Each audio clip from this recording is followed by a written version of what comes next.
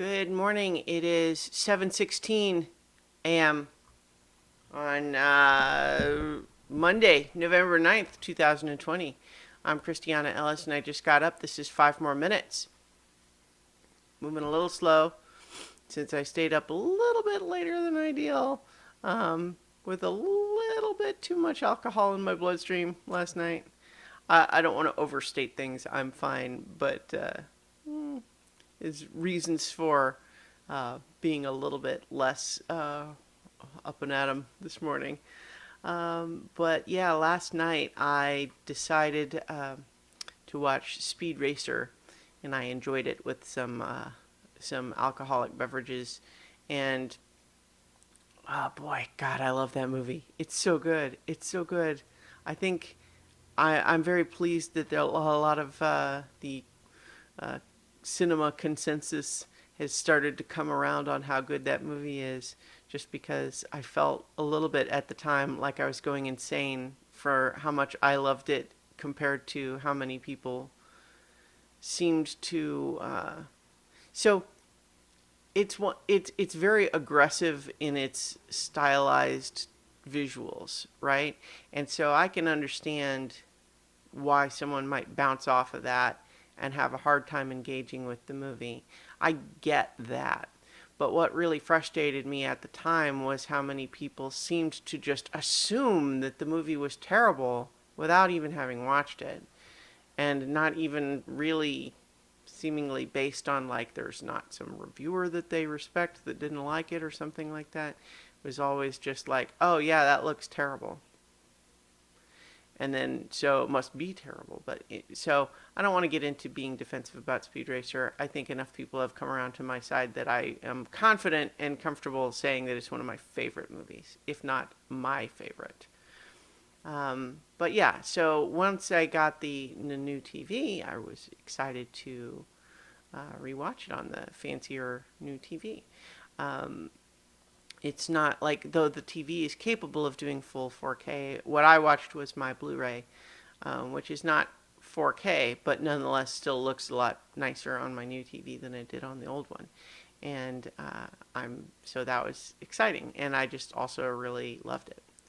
But the other thing that I kind of have in my mind right now is that last night I dreamed about a movie which does not exist, but was so weird that I just am a little bit mystified that, like, given that it doesn't actually exist, I am kind of bizarrely impressed about my own subconscious's mind being able to come up with this imaginary movie, because it felt real in the sense of, like, some of those, like weird genre movies from the 70s and everything. Basic, but also just very sort of unusual visually. So the movie In the Dream was called Tausi, spelled Tausi.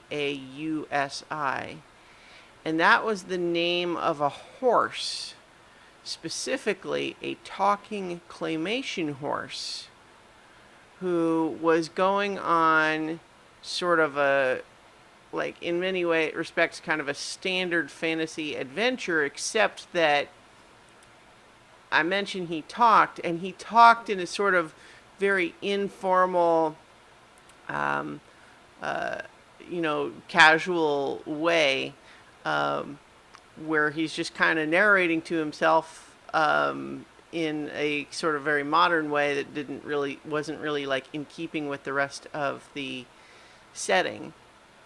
And it was In the Dream, again, just like, this is all a made up movie unless someone wants to tell me that there is actually this thing. I literally Googled it when I woke up because it seemed incomprehensible that my brain just pulled it out of nowhere. But it was voiced by, I don't know a name, but a black actor, and spoke in ways that you might expect a black character to speak in a sort of 70s cheesy genre movie. But again, that just feeling, like, In the Dream, I remember thinking, gosh, that's like an unusual choice. I don't wouldn't have normally expected to see that in a big sort of cheesy genre movie in the 70s.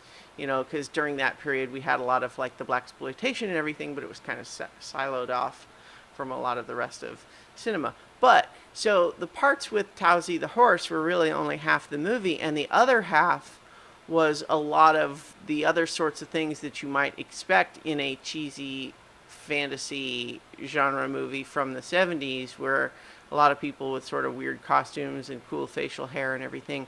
But parts of the visuals on there was that everything was rotoscoped, which, if you're not familiar, that's where they take actual live action footage and animate over it, kind of like tracing over it. And sometimes what rotoscoping would do is entirely replace the live action footage with animation that just matches the movements. But in this case, what it was is it just used like these added effect lines to sort of highlight like like all the little lines on people's faces, and to just sort of almost make everything look like an Instagram filter of themselves. And there was a lot of like the scenes from that half of the movie in the dream were mostly about people getting ready to go on a journey, and sort of people like unfamiliar people forming this like sort of team that was gonna put together. And but it was just such a bizarre, and felt in the dream like I am watching this incredibly bizarre movie. What a strange movie, with the level of remove that, like, in the dream, I'm thinking about what a weird movie this is. And yeah, so I just woke up sort of still thinking about that, and it was like, wow, where did that come from? I have no idea. Anyway, I'm going to leave it there. I got to finish getting ready for work, and I'll talk to you all tomorrow for 5 more minutes.